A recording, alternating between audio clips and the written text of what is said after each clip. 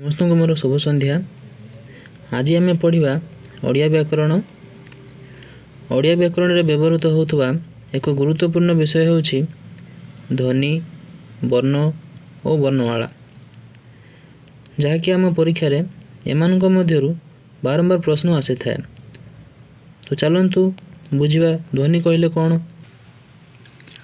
ध्वनि प्रभातर सजा त्याग ठारू रात्रिर सजा ग्रहण पर्यंत मनुष्य नाना ध्वनि शुणा पाई था। प्रकृति राज्य रे अहरह विभिन्न ध्वनि सृष्टि होछि।